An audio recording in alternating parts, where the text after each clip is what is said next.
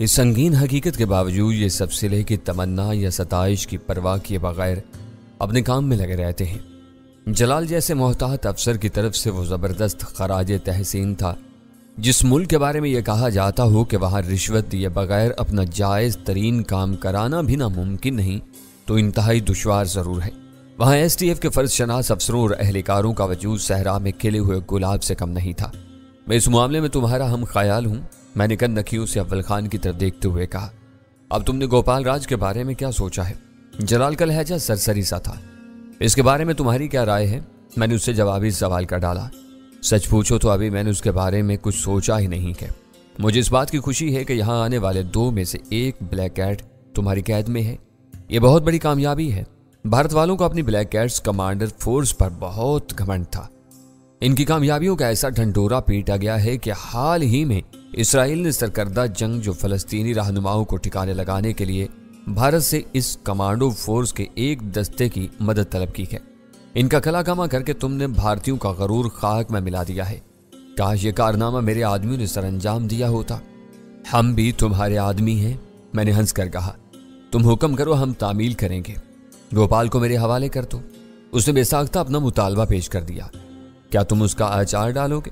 मैंने तजाहिल आरफाना से काम लेते हुए कहा। हमारे कई आदमी भारत में फंसे हुए हैं। इनके हाथ लगने वाले हमारे बेशतर आदमी इनके वहशियाना तशद्दुद का शिकार होकर अब्दुल्ला की तरह शहीद हो जाते हैं। जो सख्त जान बचाते हैं वो जेलों में बहुत बुरे हाल में सड़ते रहते हैं। उसने रुक रुक कर गालबन सोचते हुए कहना शुरू किया। हमारे एजेंटों के अलावा बहुत से आम पाकिस्तानी शहरी भी भारतीय जेलों में कसम पुरसी की जिंदगी गुजार रहे हैं। वो जिसे चाहते हैं पाकिस्तानी जासूस करार देकर जेल में डाल देते हैं और महीनों उसकी खबर नहीं लेते। किसी चालान पेशी या रिमांड के बगैर अजाब सहने वाले शहरियों की तादाद काफ़ी है। गोपाल यहाँ गैर कानूनी तौर पर आया हुआ है। हम उसे मार भी दें तो भारतीय हुकूमत कोई एहतजाज नहीं कर सकती। मगर मैं कुछ और सोच रहा हूँ। पता तो चले कि तुम क्या सोच रहे हो, मैंने उसके जवाब से माजूज होते हुए कहा। वो IB की कैद में रहेगा। हम अपने ज़राए इस्तेमाल करके दिल्ली में राह के अफसरान तक ये खबर पहुंचा देंगे कि गोपाल जिंदा है और कैद में है। भारतीय अपने ब्लैक कैट की तरबियत पर खतीर रकम सर्व करते हैं। वो इसे वापस लेना चाहेंगे। मुझे यकीन है कि हम उसके बदले उनसे 30-40 पाकिस्तानी आज़ाद कराने में कामयाब हो जाएंगे। इन नाम शहरियों में हमारे कुछ आदमी भी ज़रूर शामिल होंगे। यह हमारे लिए एक बेहतरीन सौदा साबित हो सकता है। तुम अव्वल खान से बात कर लो, मुझे इस बंदोबस्त पर कोई एतराज़ नहीं होगा। यह कहकर मैंने फ़ोन का रिसीवर अव्वल खान की तरफ बढ़ा दिया। मैंने सिगरेट सुलगाई और इत्मीनान से कुर्सी पर ढलक कर नीम दराज हो गया। IB वालों के लिए STF के ठिकाने अजनबी नहीं थे। वो मुल्क के चप्पे चप्पे पर निगाह रखने वालों में शामिल थे। कहीं भी किसी किस्म की सरगर्मी होती थी तो गिरदोपेश में IB के बेनाम साए से मंडलाना शुरू कर देते थे। मामला इनसे मुताल्लिक होता तो वो खुलकर सामने आते थे, वरना खामोशी से माहौल में तहलील हो जाते थे। जलाल ने अव्वल खान से तय कर लिया था कि 2 आदमी शाम के धुंधलके में बंद गाड़ी लेकर स्टेशन 4 आएंगे और खामोशी से उसे सद्दफ मैंशन मुंतकिल कर देंगे जहां चोपड़ा पहले से कैद था। वो एक ज़िमनी पहलू था जिसका फैसला कर लिया गया था। इसकी आफादियत भी हमारे सामने थी, लेकिन हम जिस मकसद से स्टेशन 4 तक आए थे वो हासिल नहीं हो सका था। अब क्यों ना निक से बात कर ली जाए। कुछ देर की खामोशी के बाद अव्वल खान ने मशवरा दिया। ज़्यादा बातें होती रहीं तो इन पर मेरा भरम कम हो जाएगा। इस वक्त मुझसे खासे खौफजदा हैं, लेकिन मजबूरी है। छेड़छाड़ से कोई ना कोई काम की बात सामने आती है। तुमको कल शाम को सोबराज से बात करनी है। इस वक्त तक हम हाथ धरे बैठे रहेंगे क्योंकि हमारे सामने कोई हदफ है और ना काम। इस वक्त का कोई ना कोई मसरफ होना चाहिए। पहला मसरफ तो ये है कि हमें सीता का इंतजार करने के बजाय अपने तौर पर उसे शहर में तलाश करना चाहिए। सरवर की सरबराही में यह काम हो रहा है, उसने मुस्कुराते हुए कहा। इसके साथ कम से कम 6 आदमी शहर में फैले हुए हैं। सिर्फ सरवर काम दिखा सकता है, बाकी आदमी उसे कैसे पहचानेंगे? वो 6 आदमी सरवर के बताए हुए हुलिया के मुताबिक किसी मुश्तबा लड़की पर निगाह रखेंगे। कोई नजर में आई तो उसका पीछा करके सरवर को मुतल्ला करेंगे। वो जल्द अज जल्द मौका पर पहुंचकर शनाख्त का अहम काम सरअंजाम देगा। इस वक्त हमारे पास इससे बेहतर कोई मुतबादल नहीं है। अपनी जगह पर इसकी बात दुरुस्त थी। मैंने खामोशी इख्तियार कर ली। तुमने निक के बारे में मेरी तजवीज़ का कोई जवाब नहीं दिया। उसने मुझे खामोश पाकर टोका। अपने जहन में उससे गुफ्तगू का खाका बना रहा हूँ।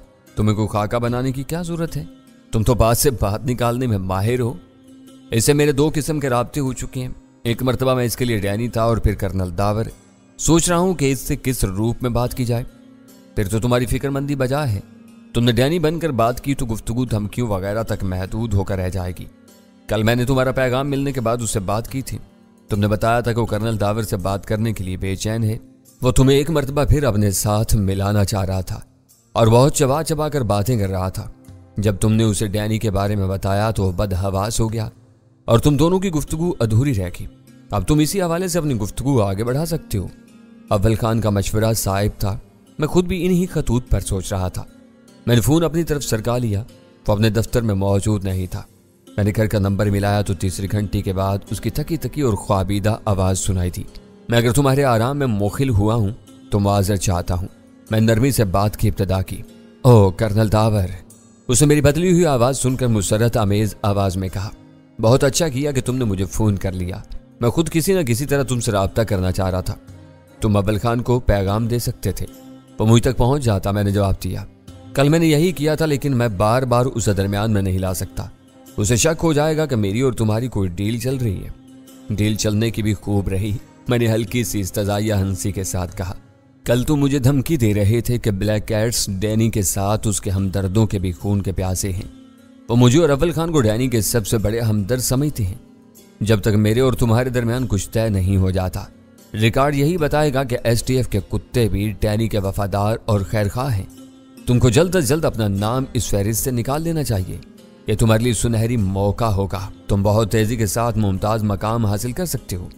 मेरी समझ में नहीं आ रहा कि तुम क्या चाहते हो। कभी धमकियों पर उतर आते हो और कभी सब्ज बाग दिखाने लगते हो। सच से बताओ कि तुम्हारे दिल में क्या है। मैं तुम्हें अपनी सफ में शामिल देखना चाहता हूँ और मुझे शुबा हो रहा है कि तुम मुझे धोबी का कत्ता बनाना चाह रहे हो, जो घर का रहेगा ना घाट का। मैंने एक बार तुम्हारी बात मान ली तो फिर मैं तुम्हारा गुलाम बनकर रह जाऊंगा। तुम जब चाहोगे मुझे गंदा करके STF से निकलवा दोगे। मैं बदतरीन अताब में आ जाऊंगा। तुम्हारी सारी दुश्मनी डैनी से है। उसे ज़ेर करने के लिए तुम मुझे अपने साथ मिल जाने की पेशकश कर रहे हो। यूं ही डैनी का काम तमाम हुआ, तुम्हारे लिए मेरी सारी अहमियत और आफादियत खत्म हो जाएगी। आफ्ते रिकॉर्ड इजलास में तुम देख चुके हो कि मैं अधेड़ उम्र या बूढ़ा नहीं हूँ। मेरे सामने एक लंबा कैरियर है। मुझे ये सारी जिंदगी अपने वसाइल से गुजारनी है। STF से बेवफाई करने के कुछ ही अरसे बाद तो मैं रांदा दरगाह हो जाऊंगा। मुझे बहुत खुशी हो रही है कि मेरी पेशकश के बारे में तुम इतनी दूर तक सोच रहे हो। ये अच्छी बात है कि तुमने अपने अंदेशों का बरमला इजहार कर दिया, मगर मुझे अफसोस भी है कि तुम गलत समत में अपनी जहनी तवानाइयां ज़ाया कर रहे हो। डैनी वाकई एक मिशन है जो जल्द या बदेर मुकम्मल हो जाएगा। ये न समझो कि उसके मरते ही तुम्हारी अहमियत खत्म हो जाएगी। हमें मालूम है कि पाकिस्तान में STF नाम की गैर आइनी और शफाक फोर्स फाल है, जो डाकुओं से लेकर गैर मुल्की एजेंटों तक की सरकोबी करती रहती है। इससे आगे ये फोर्स आइनी दीवारों के पीछे छुपी हुई है। दिन रात ये क्या करती है, किस किस को ठिकाने लगाती है, इसके बारे में हम अंधेरे में रहते हैं। हमें STF में भी अपने एक आदमी की जरूरत है। ये जरूरत तुम पूरी कर सकते हो। शायद अब देर हो चुकी है, मैंने सपाट आवाज में जवाब दिया। इब्तिदा में तुमने नकाब पोश कोबरा का कजिया न खड़ा किया होता तो आज अर्जुन भी जिंदा होता और मैं तुमसे हदायत ले रहा होता। मैं तुमको पहले भी बता चुका हूं कि हम लोग फील्ड वर्क नहीं करते। स्टाफ की सरबराही हर मुल्क में किसी मुअज्जज मकामी की जिम्मा होती है। हमारे आए दिन तबादले होते रहते हैं। यहाँ मेरी मुद्दत पूरी होने वाली है। किसी भी वक्त मेरे तबादले के अहकाम आ सकते हैं। मेरी जगह लेने वाले के साथ काम करने में दुश्वारी होगी। कारगुजारी और कारकर्दगी के तसलसल को बरकरार रखने के लिए यह जरूरी होता है कि सरबराही के ओहदे पर विराजमान शख्स लंबी मुद्दत तक काम करता रहे। काम के लिए यह हम आहंगी बहुत जरूरी होती है। यह मेरे लिए नई इतला है कि तुम्हारा यहाँ से तबादला होने वाला है। ऐसी सूरत में मेरा वास्ता कोबरा ही से रहेगा। ये बताओ कि डैनी की क्या खबरें हैं, वो कहाँ है? कोबरा का जिक्र आते ही उसने बात उड़ाकर एक नया सवाल कर डाला। मैं लम्हा भर के लिए तजव्वुज़ में पड़ गया कि उसे सीता के बारे में हकीकत बताऊं या ना बताऊं। मेरे जहन में ये गुत्थी फौरन ही सुलझ गई। मैंने सीता के बारे में दिल खोल कर सोबराज के कान भरे थे और उसे ये तासर दिया था कि सीता मुझ पर मर मिटी थी और मेरे ही पास थी। सोबराज अपने सफेद फाम आकाओं का नमकख्वार था। उसने वो रिपोर्ट मिन्नो अन निक तक पहुंचा दी होगी। मेरे लिए यही बेहतर था कि मैं अपनी इसी कहानी पर कायम रहता। उसने किराए के आदमियों की मदद से दोनों को होटल से उठा लिया था। मैंने किसी तवील सकूत के बगैर कहा। इसके बाद से उसकी कोई खबर नहीं। मेरी इतलात ये है कि STF वाले पैरा मेडिकल स्टाफ के रूप में होटल पहुंचे थे और गोपाल को निकाल ले गए। ये खबर डैनी के किसी खैरख्वाह ने फैलाई है ताकि STF से उसके अमली इख्तलाफ का राज अफशाना हो। हमारे एक आदमी ने भी उसका साथ नहीं दिया था। मैंने मजबूत लहजे में कहा, किराए के गुंडे एक 5 स्टार होटल में ऐसी दीदा दिली से वारदात नहीं कर सकते। डैनी का ताल्लुक यहाँ के सफेद पोश तबके से है। हो सकता है कि उसने आजकल के पढ़े लिखे और मुहिमजोल लड़कों को खरीद लिया हो। ऐसे लड़के आमदनी और सनसनी के लिए बहुत कुछ कर गुजरने के लिए तैयार रहते हैं, और कुछ नहीं मिलता तो शुगल के लिए किसी से कार या मोटरसाइकिल छीन कर तफरी करते हैं, और सारा पेट्रोल फूंक देने के बाद मसरूका सवारी को कहीं भी लावारिस हालत में छोड़ देते हैं। बढ़ती हुई बेरोजगारी के नतीजे में ऐसे मुजरिमों का एक काबिल लिहाज तबका पैदा हो चुका है। अच्छी तरह सोच लो, हो सकता है कि अव्वल खान ने अफरादी कुव्वत मुहैया की हो। हमारा स्टाफ बहुत मुख्तसर है, कोई काम इतनी राजदारी के साथ नहीं किया जा सकता। चलो उसे भी देख लिया जाएगा। ये एसटीएफ की अंदरूनी सरगर्मियों के बारे में पहली खबर है जो तुमने फराहम की है। अभी मैंने कोई मुखबरी नहीं की, मैंने बौखलाने की अदाकारी करते हुए कहा। अभी तक हमारे दरमियान किसी समझौते का वजूद नहीं है। अब क्या देर है, मैंने सारी बात तुम्हें बता दी है। हो सकता है कि जल्द ही तुमको कोबरा से निजात मिल जाए। वो अपनी बाज नागुज़ीर ज़ाती मजबूरियों की वजह से किनारा कशी इख्तियार करना चाह रहा है। वो एक अहम खबर थी। पिछले रोज तक कोबरा पूरी तरह सरगर्म और फाल था, लेकिन मेरी तरफ से शनाख्त की धमकी मिलते ही उसके छक्के छूट गए थे। इसको मुआशरे में जो मकाम हासिल था उसे बरकरार रखने के लिए वो कोबरा का ओहदा तो क्या, हर चीज कुर्बान कर सकता था। अपनी नाक की बनावट पहचान लिए जाने के बाद शायद उसने निक को अपने संगीन मसले से आगाह कर दिया था, और वह बात निक की जुबान पर आ गई थी। यह महज इत्तिफाक नहीं हो सकता था कि एक तरफ निक अपने तबादले की खबर सुना रहा था और दूसरी तरफ कोबरा की मुश्किल से आगाह कर रहा था। बज़ाहिर वो दोनों मेरी वजह से आताब में आते हुए नजर आ रहे थे। मैंने अमली तौर पर इस खबर पर किसी खुशी का इजहार किए बगैर पूछा, कोबरा को ऐसी क्या मजबूरी पेश आ गई? ये मेरा और उसका मामला है, उसे देख लिया जाएगा। हो सकता है कि 2-4 रोज ही में कोई और कोबरा की जगह ले ले। शायद इस वक्त तुम ज़हनी खलफशार का शिकार हो। मैंने बहुत नरमी और रसानियत से कहा, कोबरा से मुझे कोई ज़ाती पुरखाश नहीं है। मैं ये भी नहीं जानता कि वो कौन है। मुझे असूली इख्तिलाफ है। मैं किसी नामालूम शख्स को जवाब दे होने के लिए ना पहले तैयार था ना अब आमादा हूँ। कोबरा की जगह तुम जिस किसी इज्जतदार पाकिस्तानी को नामजद करोगे वो भी पर्दे में रहेगा। अपने समाजी रुतबे की वजह से अपनी शख्सियत को बेनकाब नहीं करेगा। मेरे किसी के आने जाने से कोई फर्क नहीं पड़ेगा। मैं अपने रूबरू आने वाले की सरबराही खुशी से कबूल कर लूंगा। तुम बहुत जिद्दी आदमी हो। तुम्हारे रिकॉर्ड की सुई इसी एक नुक्ते पर फंसी हुई है। मैंने पहली बार ही अपना एतराज वाजे कर दिया था। तुम बिला वजह मुझे चक्कर देने की कोशिश कर रहे हो। सबसे बड़ी मुश्किल यह है कि तुम इशारों कनायों की बात बिल्कुल नहीं समझते। मैं मसलहत पसंद और फरेबी मिजाज का मालिक नहीं हूं। मैंने उसकी बात काट कर कहा, सीधी सच्ची बात करता हूं और वही सब सुनने की उम्मीद रखता हूं। गुफ्तगू की इब्तिदा में मैंने कहा था कि तुमको जल्द अज जल्द अपना नाम डैनी के हमायतियों की फहरिस्त से निकाल देना चाहिए। यह तुम्हारे लिए सुनहरा मौका है। तुम बहुत तेजी के साथ मुमताज मकाम हासिल कर सकते हो। शायद तुमने इस बात पर ध्यान नहीं दिया। तुम अच्छी तरह जानती हो कि मैं डैनी का हामी नहीं हूं। इससे मेरे संगीन इख्तिलाफात हैं। मैंने उसकी पेशकश को इस बार भी दानिस्ता नजरअंदाज कर दिया। यह बात तुम हमसे मिलकर हमारी सफ़ों में शामिल होकर साबित कर सकते हो। मैंने जो कुछ कहा है वो महज लालच नहीं है। तुम इस वक्त फैसला कर लो तो कोबरा के मुतवक्का जानशी के तौर पर दूसरों के साथ तुम्हारा नाम भी ज़ेर गौर आ सकता है। ये नामुमकिन है। एसटीएफ में रहते हुए मैं ऐसी कोई जिम्मेदारी कबूल नहीं करूंगा। मैंने साफ इनकार कर दिया। कोबरा को होशरुबा में राहत मिलती है। उनकी तफसील सुनोगे तो तुम्हें एसटीएफ की नौकरी हकीर नजर आने लगेगी। मैं किसी नकाब पोश को जवाब दे होने को तैयार नहीं हूं तो खुद कैसे नकाब लगा सकता हूं? यह मुमकिन नहीं है। मैंने सख्ती से कहा, को बाइज्जत तरीका कार सामने हो तो मैं पसे पर्दा रहकर तुम्हारा साथ देने के लिए तैयार हूं। मुझे ये इत्मीनान होगा कि मैं जब चाहूंगा इस बंदोबस्त से अलग हो सकूंगा। मैं वाज़ेह तौर पर महसूस कर रहा था कि पिछले दिन के मुकाबले में इस वक्त निक के लहजे में जरा भी दम खम नहीं रहा था। वो मेरी उखड़ी उखड़ी बातों पर मुश्तिल हो रहा था, न धमकियां दे रहा था। मेरी हर बात को तहम्मुल से सुनकर बर्दाश्त कर रहा था और इसका कोई माकूल जवाब देने की कोशिश कर रहा था। शायद ब्लैक हैट्स की पुरस्रार रूपोशी और फिर कोबरा के नाक की बनावट की शनाख्त ने इन लोगों के लिए संगीन मसाइल पैदा कर दिए थे। मैं अब समझा कि तुम किसी नामालूम शख्स को जवाबदेही से क्यों गुरेज कर रहे हो। बात मैंने ही कही थी, लेकिन उसकी तरफ से हैरत के इजहार पर मैं अनजान बन गया। यह अचानक तुम क्या समझ गए? तुम मुझसे लंबे मुआहदे से भाग रहे हो ताकि जब चाहो अपने हाथ झाड़ कर हमसे अलग हो सको। बिला सबब कोई भी अपने मफादात को नहीं ठुकराता। यह इसी वक्त होगा जब कोई बड़ा इख्तलाफ पैदा होगा। डैनी से कल से तुम्हारी मुलाकात नहीं हुई। उसने इस मरतबा जरा वाज़े अंदाज में सवाल किया। नहीं, मैंने पूरे एतमाद से जवाब दिया। वो आया न शहर में उसके ठिकाने का पता चला। स्टेशन 4 के अलावा शहर में उसके और कितने ठिकाने हैं? निक ने पूछा। वो रहता कहाँ है? मैं तुमको जवाब दे नहीं हूँ।